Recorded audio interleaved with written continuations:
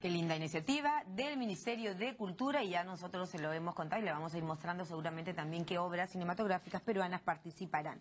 Bueno, a esta hora seguimos con más en 7.3. Nuestro invitado es el etnomusicólogo Julio Mendívil.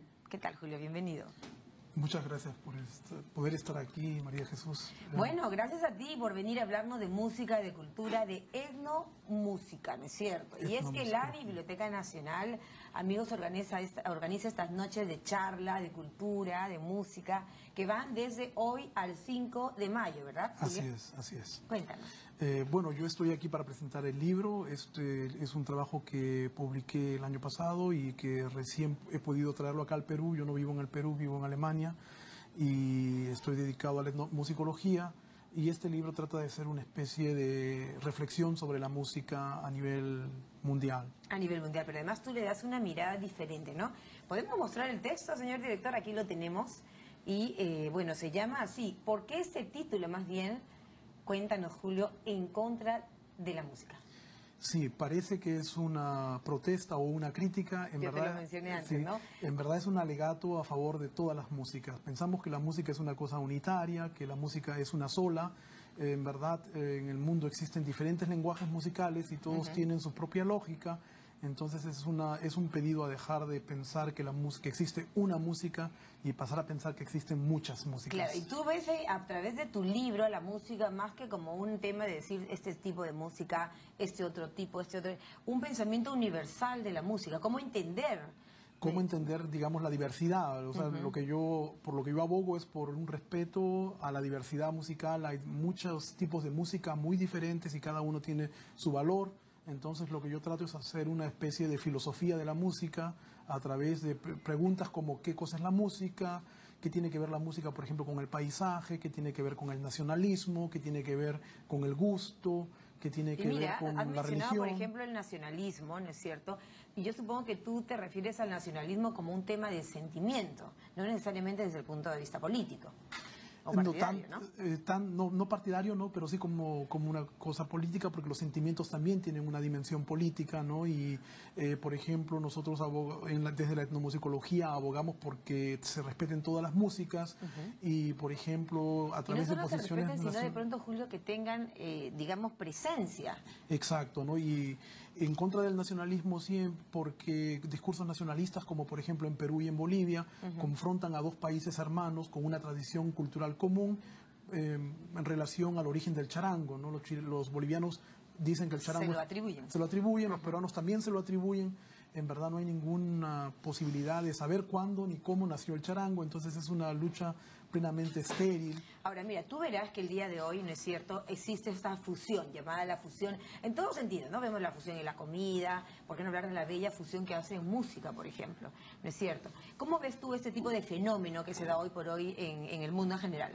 Bueno, en verdad, si uno ve todos los lenguajes musicales, desde siempre han sido fusión. Ahora, mira, esta niña yacuchana, ¿recuerdas cantando, por ejemplo, las canciones de Michael Jackson? Sí. En quechua, ¿cómo es que son tan bien recibidas en el mundo entero? ¿Es una corriente diferente? ¿Cómo es esta No, la verdad es que no es una corriente diferente. Si uno ve, por ejemplo, en Ayacucho, los instrumentos más indígenas son el arpa y el violín. ¿De dónde vienen estos instrumentos? De Europa.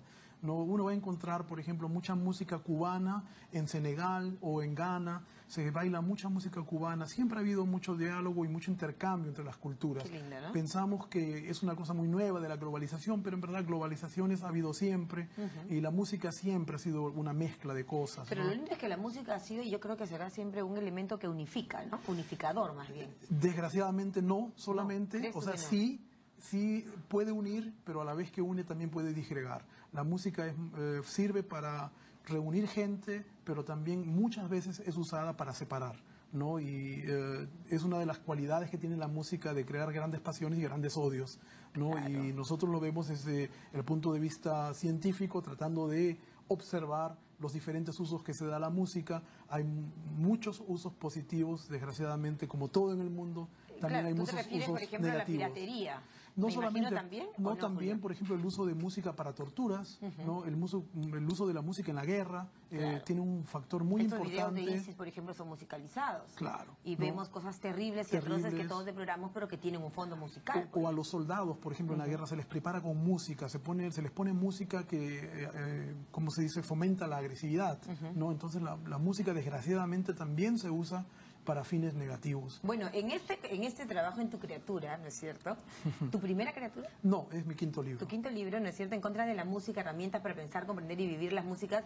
Hay historias relatadas por gente que ha investigado mucho, hay también caricaturistas. Cuéntanos un poquito más. En verdad... Lo presentas hoy, ¿verdad? Sí, lo presento hoy y voy a leer un poco de, digamos, el hilo conductor del libro.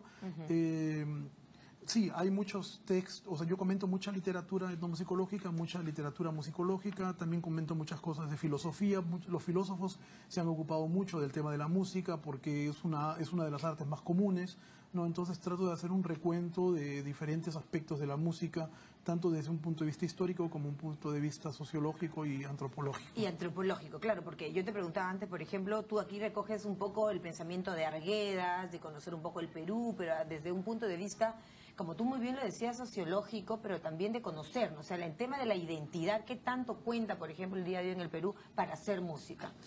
Bueno, pues las identidades siempre se están construyendo, ¿no? Entonces, de hecho, creo que todo músico siempre cree que tiene una identidad y siempre se está imaginando una identidad. Entonces, es un aspecto muy importante que juega un rol en el libro. Lo que no creemos en la etnomusicología es que esas identidades son eternas, sino que se están transformando constantemente. ¿Pero se pierde la esencia? Yo no creo que la música tenga una esencia, creo que las ciencias demuestran de que no hay una esencia en la música, sino que la música siempre se va transformando, igual como nosotros, todo, ¿no? Exacto, igual como nosotros nos vamos transformando.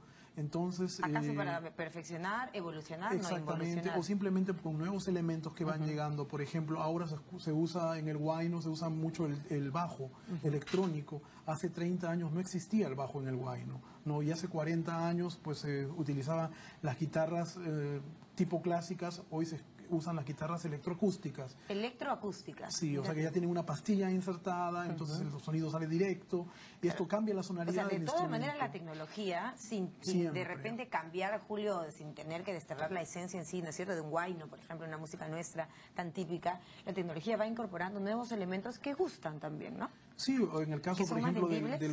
del huayno huanca, antes del micrófono no hubiera sido posible cantar con una banda huanca que tiene como 8 saxofones o clarinetes, ¿no? Entonces hay muchas cosas que la tecnología posibilita, ¿no? Y nos da la oportunidad de hacer cosas nuevas. Perfecto. Bueno, vamos a ir un poquito a lo de esta noche, ¿verdad? Julio, Sí. cuéntanos la invitación, por favor, para nuestro público en este lindo evento que organiza la Biblioteca Nacional de Perú. Sí, lo que está programado para hoy a las 7:30 de la noche en la Biblioteca Nacional es la presentación de este libro En contra de la música, en la cual participarán un colega musicólogo, Aurelio Tello, y otra colega, Julie Sánchez, de la Escuela de Folclore, ¿no? Y ellos van a comentar un poco el libro y al final yo voy a leer unas partes del libro y voy a hacer una ronda de preguntas Y no con te el público. pregunté esto, que naturalmente todos lo intuimos, pero ¿qué es ser un, digamos, un etnomúsico? Un etnomusicólogo. El etnomusicólogo etnomusicólogo.